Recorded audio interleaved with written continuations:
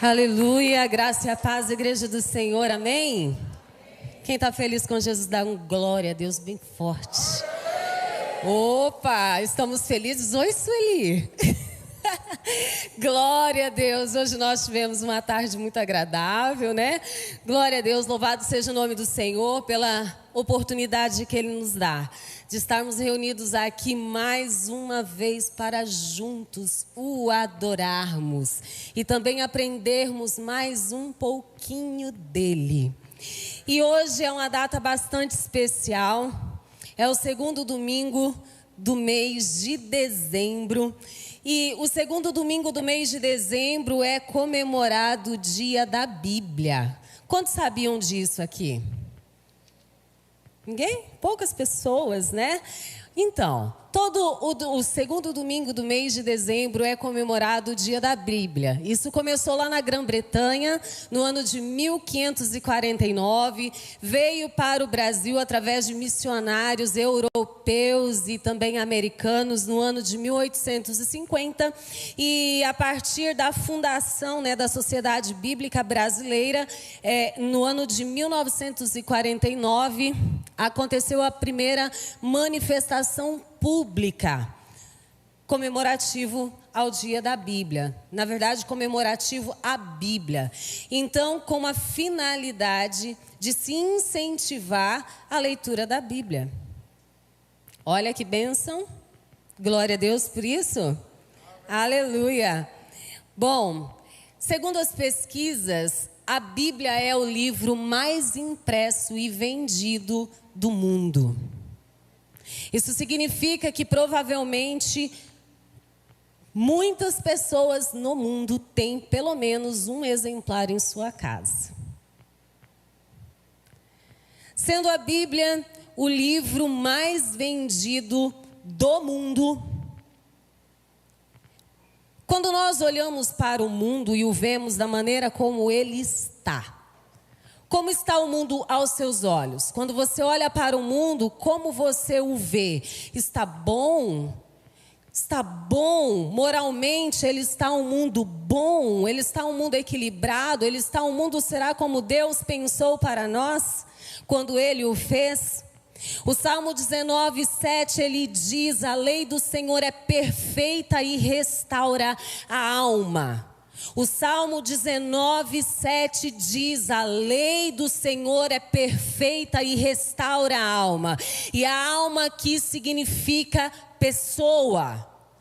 Uma alma é uma pessoa, e uma pessoa restaurada significa que é uma pessoa transformada, e uma pessoa transformada transforma o mundo. Então, se nós entendemos isso, e baseado no dado que eu acabei de citar, que a Bíblia é o livro mais vendido do mundo, e nós acabamos de ver que o Salmo 19:7 diz que a lei do Senhor é perfeita e restaura a alma, por que será que o mundo está como está?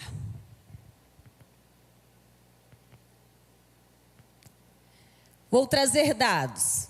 Segundo algumas pesquisas, uma pesquisa realizada pela Sociedade Bíblica Americana, no ano de 2016, ela fez um levantamento e constatou que 37% dos cristãos, apenas 37% dos cristãos, têm um contato diário com a Bíblia.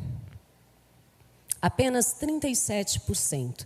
Destes, do total geral, apenas 45% acreditam que a Bíblia contém tudo aquilo que nós precisamos para viver uma vida plena. Quando você ouve isso, não te assusta um pouco?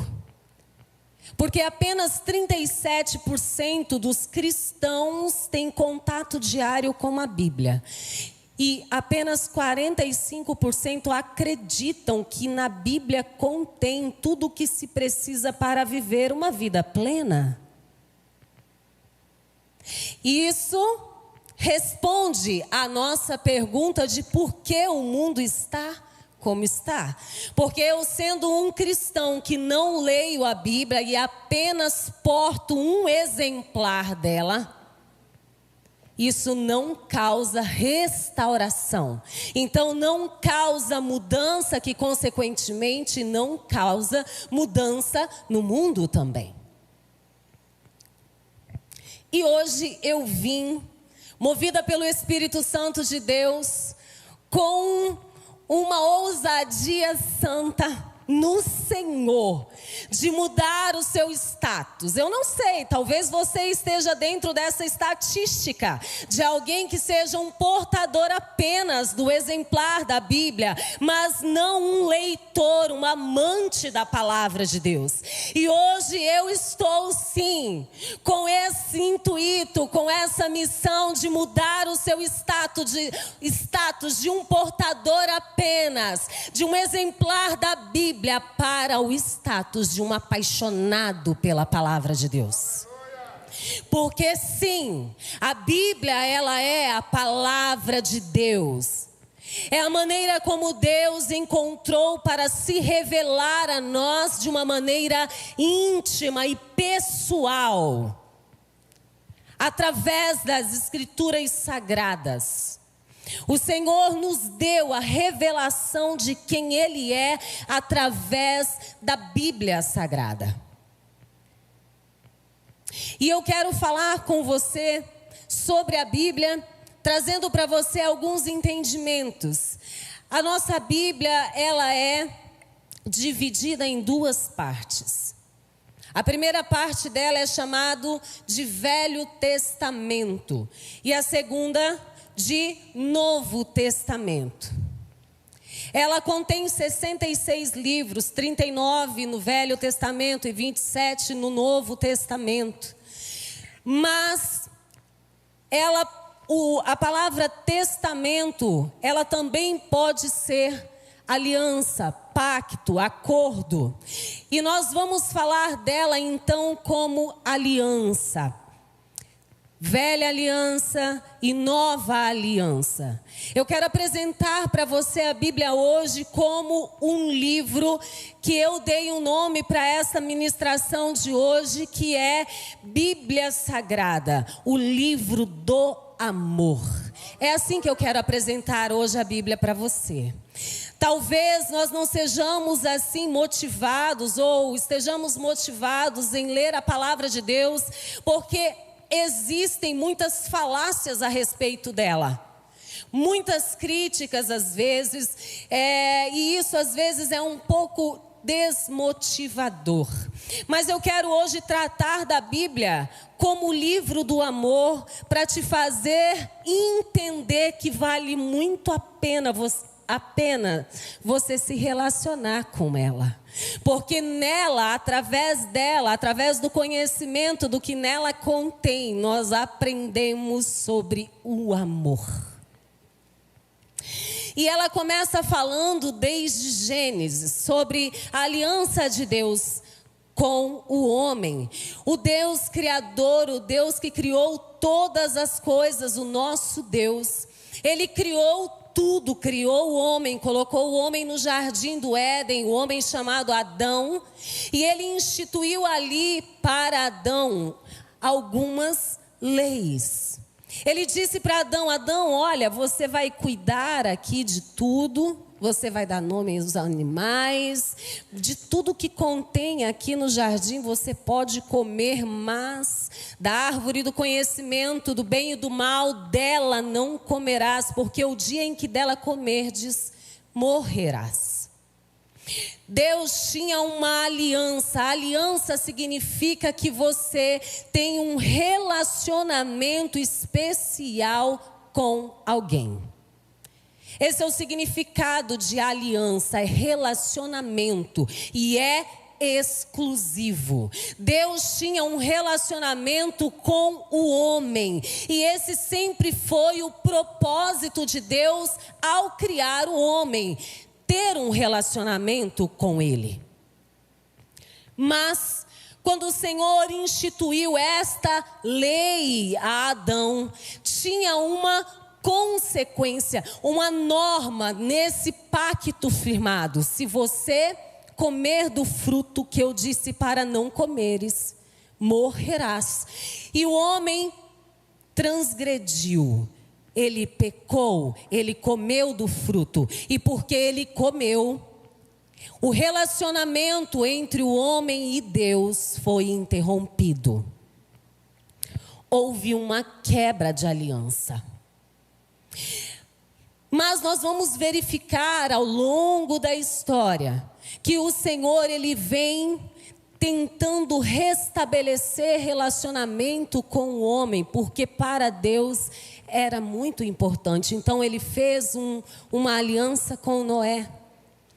Ele fez uma aliança com Abraão. Ele escolheu a Abraão como homem pelo qual seriam benditas todas as famílias da terra. Seria um homem de inúmera descendência. E o Senhor fez com Abraão uma aliança. E ali da descendência de Abraão surgiu um povo que nós conhecemos como o povo de Israel. Esse povo, ele se tornou escravo no Egito. E ali eles estavam sendo então escravizados, sofrendo, padecendo muitas coisas, e eles começaram a clamar ao Senhor. Mas por que isso aconteceu? Porque todas as vezes o homem transgrediu aquilo que o Senhor tinha instituído como uma lei, que não era para fazer. E aí o Senhor levantou um homem chamado Moisés para tirar o povo do Egito. E aí nós vamos ver lá em Êxodo, e eu quero que você abra a sua Bíblia agora, em Êxodo no capítulo 19, nós vamos ler o verso 5 e o verso 6. Glória a Deus, aleluia. E aí lá no deserto o Senhor diz o seguinte através de Moisés ao povo. Êxodo 19:5. Agora, pois, se diligentemente ouvirdes a minha voz e guardardes a minha aliança, então sereis a minha propriedade peculiar dentre todos os povos, porque toda a terra é minha. Vós me sereis reino de sacerdotes e nação santa. O Senhor disse isso, e nós vamos verificar aqui na sequência do capítulo que Moisés, após dizer isso ao povo, o povo diz: sim, nós faremos tudo conforme o Senhor disser. E nós vamos verificar lá no capítulo 20 que o Senhor entrega então as tábuas da lei, os 10 mandamentos, que é o que regeriam a vida, a conduta deste povo que firmou uma aliança com Deus. E como você viu, propriedade exclusiva. E eu quero que nós entendamos e fixemos isso na nossa mente. Uma aliança firmada com alguém é sinônimo de exclusividade. E com Deus igualmente. Com o povo de Israel era um pacto, uma aliança de exclusividade. E o Senhor estabeleceu então ali as normas que conduziriam esta aliança, o que determinaria a maneira de eles viverem. Mas nós vamos verificar ao longo do Velho Testamento que o povo não cumpriu, não foi possível cumprir, se rebelaram contra o Senhor, adoraram outros deuses, tentaram ao Senhor, suscitaram a ira do Senhor, mas o Senhor Deus Todo-Poderoso, esse Deus que escolheu este povo, Ele sempre se mostra misericordioso, longânimo. E isso é amor. Diferentemente do que nós muitas vezes ouvimos dizer, que nós devemos ignorar o Deus do Velho Testamento, que nós nem deveríamos ler o Velho Testamento, porque o Deus do Velho Testamento é um Deus vingativo, rancoroso. que é muito diferente do Deus do Novo Testamento apresentado por Jesus. Isso, na verdade, é uma mentira, porque quando nós lemos a palavra de Deus no Velho Testamento e aqui então na Velha Aliança, nós vemos que Deus, Ele é um Deus de amor e que Ele revelou o seu amor inúmeras vezes e de diversas maneiras ao seu povo escolhido, exclusivo dEle, porque Ele o amava, o povo de Israel. Ele escolheu este povo porque Ele o amou. Foi por isso que o Senhor escolheu. E porque Ele os amava, o Senhor então sempre dava a este povo inúmeras oportunidades de arrependimento e de conserto também. Mas muitos sofrimentos que eles vivenciaram ali, foi porque quando o Senhor estabeleceu ali as normas da aliança, do pacto, se fosse transgredido, se fosse descumprido, aconteceria. E Ele não poderia vir contra a sua palavra, porque isso é justiça. Deus, Ele é um Deus de amor, sim, mas Ele é um Deus de justiça também. Deus, Ele é amor e Ele é justiça. Amor não está separado de justiça. E justiça significa dar a cada um aquilo que lhe é de direito. Mas, conforme diz Hebreus 8:7, a aliança, a velha aliança, ela era imperfeita. Precisaria se fazer uma nova aliança. E essa nova aliança, ela é Jesus. Ela vem através de Jesus. No Novo Testamento nós vamos verificar que o Senhor, Ele nos dá Jesus, como está escrito no texto que está aqui, João 3,16, porque Deus amou o mundo de tal maneira, deu o seu Filho unigênito, para que todo aquele que nele crer não pereça, mas tenha a vida eterna. Porque eu preciso entender este texto para eu compreender o amor de Deus.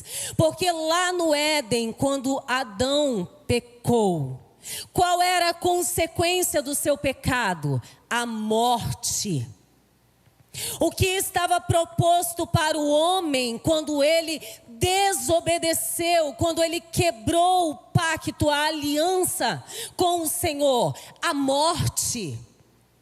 Mas quando o Senhor vai lá visitar eles, que está descrito em Gênesis 3, e Ele amaldiçoa então a serpente, Ele diz que pela semente da mulher viria o descendente que lhe esmagaria a cabeça.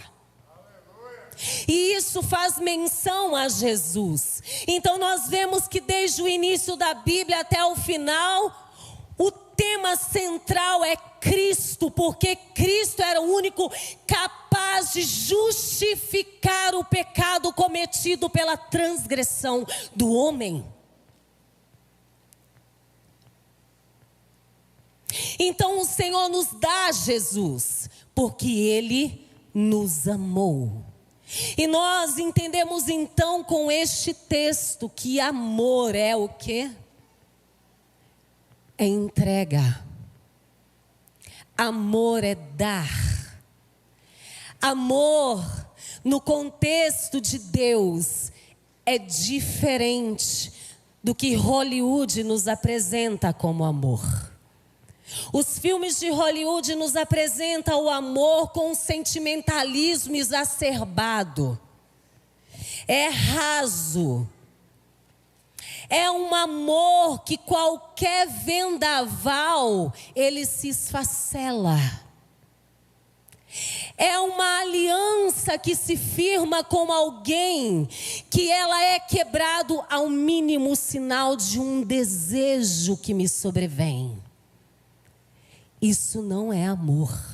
Porque o amor que Jesus nos apresenta, que a palavra do Senhor nos apresenta, é um amor de doação, de entrega, de sacrifício. Porque perceba neste versículo, porque Deus amou o mundo de tal maneira, Ele deu o seu Filho unigênito. Ele deu tudo aquilo que lhe era de mais precioso para vir e nos justificar. Por que será que as outras alianças que o Senhor estabeleceu com o povo não eram perfeitas, como dizem Hebreus? Porque o foco de Deus sempre foi o relacionamento com a sua criatura, o homem. E na antiga aliança o homem não tinha livre acesso a Deus. A única pessoa que tinha contato, que acessava os santos dos santos para falar com o Senhor uma vez ao ano, era o sumo sacerdote. Mas quando Cristo, na cruz do Calvário, Ele derrama o seu sangue, Ele suspira e desfalece, Ele morre. O véu do templo é rasgado de alto a baixo. E isso significa que a separação que existia entre nós e o Senhor acabou. Hoje, na nova aliança, através do sangue de Cristo vertido na cruz do Calvário, nós temos acesso a Deus, um acesso livre a Ele. Nós podemos ir ao Senhor e falar para o Senhor qualquer coisa, a qualquer momento, em qualquer lugar. Não existe restrições. Nesse relacionamento, não é qualquer relacionamento, é um relacionamento de amor. Porque qual é o primeiro mandamento que o Senhor nos deixou? Abra sua Bíblia em Deuteronômio 6. Deuteronômio 6, um pouquinho antes de Israel adentrar a terra prometida, a terra de Canaã, a terra da promessa. Moisés reúne o povo e vai ler para este povo tudo aquilo que o Senhor havia dito para eles ao longo da caminhada até ali.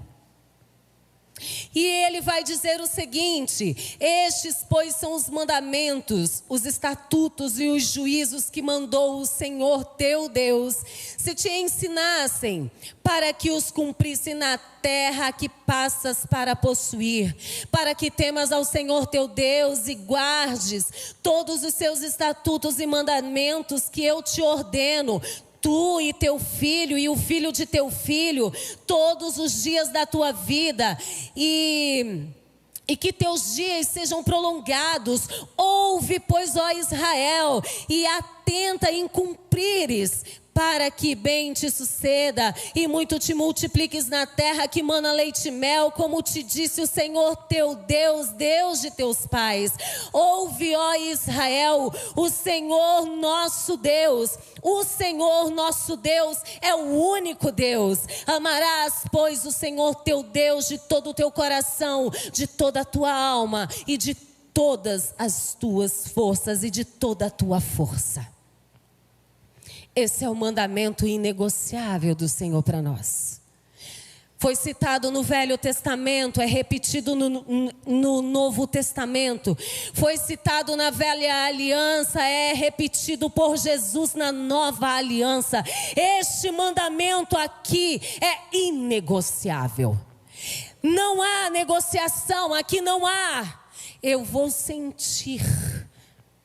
Se talvez eu quiser, não, eu tenho que amar a Deus de todo o meu coração, de toda a minha alma e com toda a minha força. Mas como é possível eu amar quem eu não conheço? Ninguém ama ninguém sem conhecer. Você não olha para uma pessoa e desenvolve um relacionamento superficial com ela e a ama, que é capaz de entregar tudo por essa pessoa, até mesmo de morrer por ela. Só é possível eu desenvolver um amor verdadeiro por alguém quando eu a conheço. E o que nos faz amar alguém é o caráter dessa pessoa. É quando nós olhamos e nós presenciamos e percebemos o caráter dela íntegro. Um caráter íntegro. E como eu vou amar ao Senhor, conhecendo esse Senhor? E como é que eu conheço esse Deus? Através da leitura da sua palavra. É aqui que eu conheço este Deus. É aqui que eu vou conhecer o caráter desse Deus.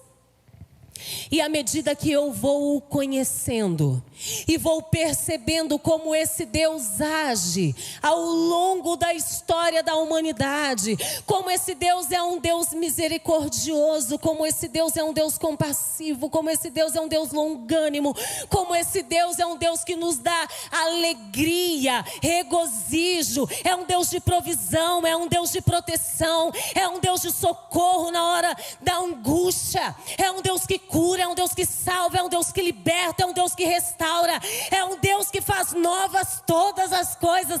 Esse Deus, quando eu vou entendendo isso, eu vou me apaixonando por Ele. Eu não consigo viver mais distante dele, porque todas as vezes que eu pego a Bíblia e começo a ler, e esse caráter de Deus vai sendo revelado a mim, algo em mim vai mudando, o meu caráter vai sendo transformado também. Então, se eu era uma pessoa que vivia mentindo, me prostituindo, trambicando, caluniando, adulterando, fornicando, fofocando, eu vou abandonando, porque a essência desse Deus de um caráter íntegro vai tomando conta de mim.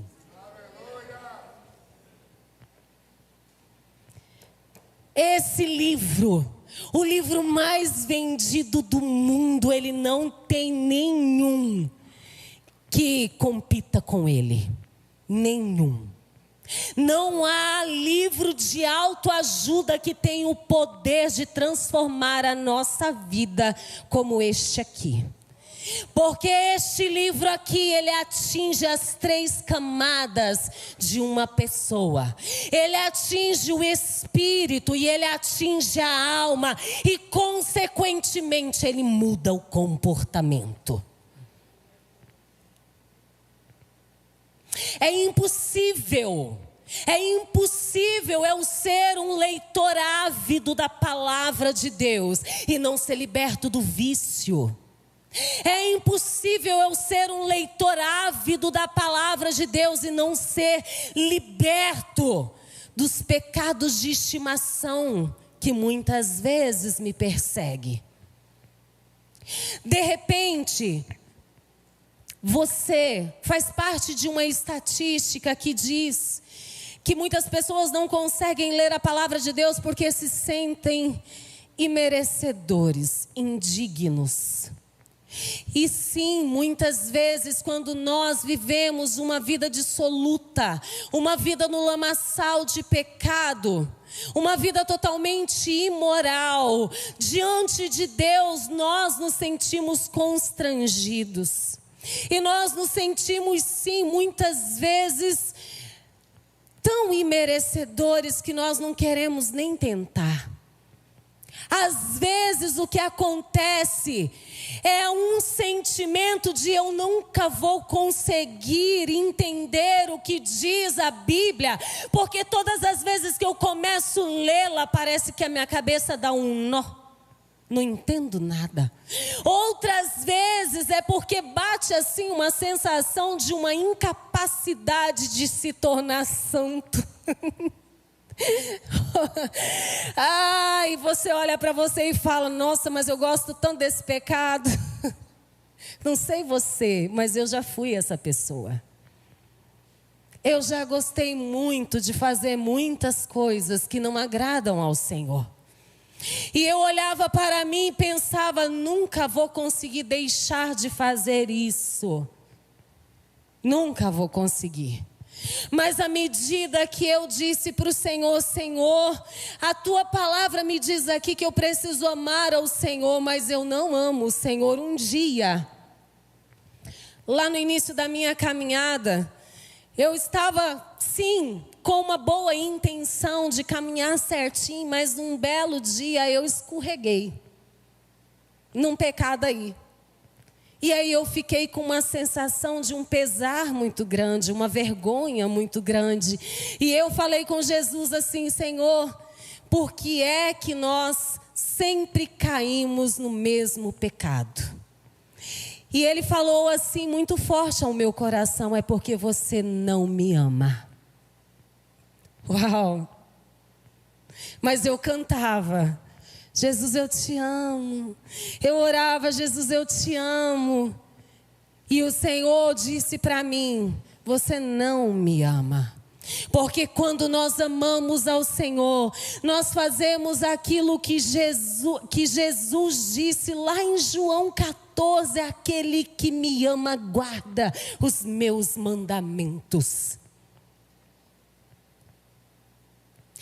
Amor é sacrifício. Amor é eu querer fazer aquilo que eu sei que não devo fazer. Porque eu conheço a palavra de Deus que fala para mim o que eu não devo fazer. E por mais que eu tenha vontade, eu subjugo a minha vontade ao meu dever de consciência para com Deus. Isso é amar a Deus. Amar a Deus é eu não negociar o meu tempo com Ele, porque é no meu tempo com Ele que eu o conheço. É no meu tempo diário com Deus que eu o conheço e também sou conhecida por Ele. Porque enquanto eu estou lá no meu tempo a sós com Deus, eu começo a abrir o meu coração e dizer ao Senhor, Senhor, olha, eu estou na igreja, eu recebi o Senhor, eu quero te servir, mas tem esse pecado que eu não consigo deixar. Senhor, tu sabes que eu quero. Eu me sinto envergonhada, Senhor, todas as vezes que eu faço esse pecado, mas eu ainda não consigo. E o Senhor vai transformando a sua vida diante daquele relacionamento com o santo, com aquele que é santo. Porque é o Senhor quem nos santifica. E é no relacionamento com Ele. E através da palavra de Deus. Porque a palavra de Deus, como eu estou dizendo, é a palavra de Deus. E isso significa que é Deus falando. E de repente você pode pensar, nossa, mas Deus nunca falou comigo. Como não? Quando foi a última vez que você abriu a sua Bíblia?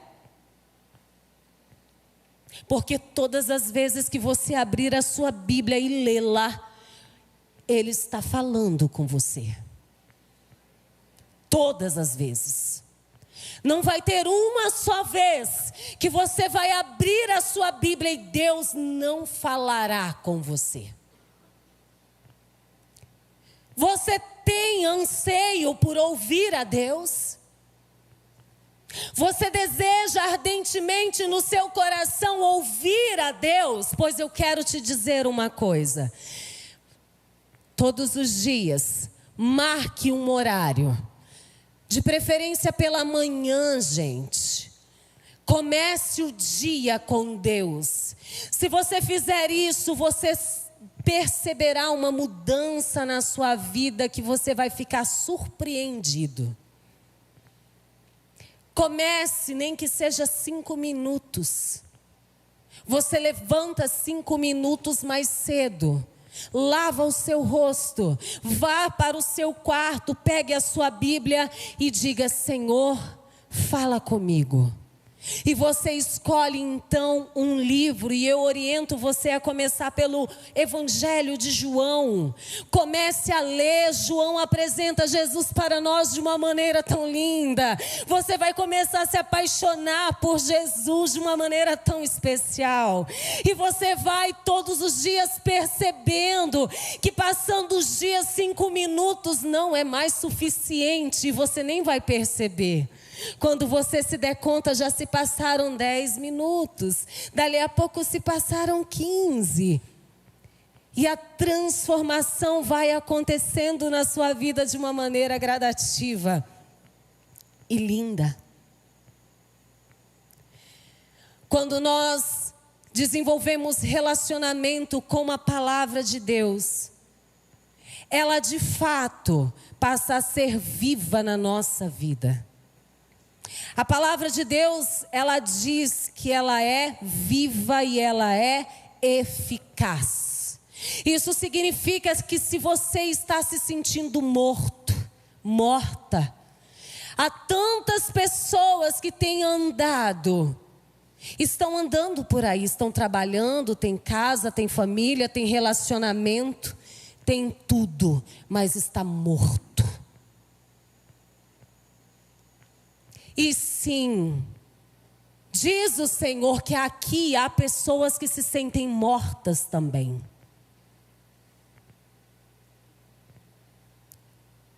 Eu acabei de falar que a Bíblia, ela é viva e ela é eficaz. Jesus, ele diz que as palavras dele produzem vida. Se você tem se sentido morto, tem andado por todos os lados, não tem encontrado prazer em viver, esperança na vida, está tudo sem sentido, quero dizer para você que se você se voltar para a palavra de Deus, você encontrará vida, porque ela fala de Jesus e Jesus é a verdade, o caminho e a vida. Aleluia, Jesus. Glória a Deus. Eu quero convidar você a se colocar de pé.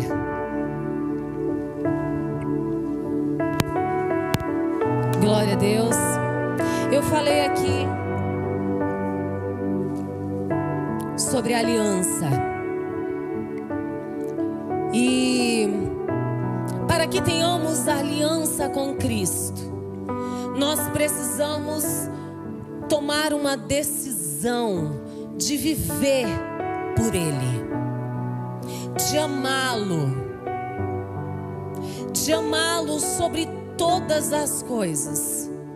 Nada na nossa vida pode ser mais importante do que Deus. E eu quero te fazer um convite nesta noite. Se você ainda não fez uma aliança com Cristo, se quiser tirar aqui, pode ficar à vontade, tá? Se você ainda não fez uma aliança com Cristo, somente quando nós fazemos aliança com Cristo é que nós temos livre acesso a Deus, porque o relacionamento é restaurado. O relacionamento entre nós e Deus é restaurado quando nós fazemos aliança com Cristo.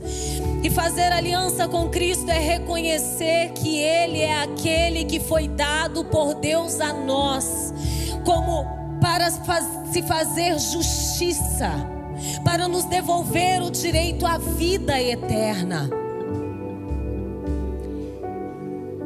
Então, se você ainda não fez uma aliança com Cristo, eu quero convidar você hoje a fazer esta aliança com Cristo, a fazer de Jesus aquele por quem você vai viver. Há alguém nesta noite que gostaria de fazer uma aliança com Jesus? Há alguém aqui que de repente quebrou a aliança, está afastado, tem vivido às vezes um dilema e tem vergonha de renovar a aliança, eu gostaria de convidar você também para renovar a aliança com o Senhor. Há alguém aqui nesta noite para renovar a aliança com Cristo? Nós vamos cantar um cântico agora que é chamado Amor Eterno. E se houver alguém aqui que queira fazer uma aliança ou restaurar a aliança com Cristo, você pode vir à frente que após nós estaremos orando por você. Aleluia, Jesus. Glória a Deus.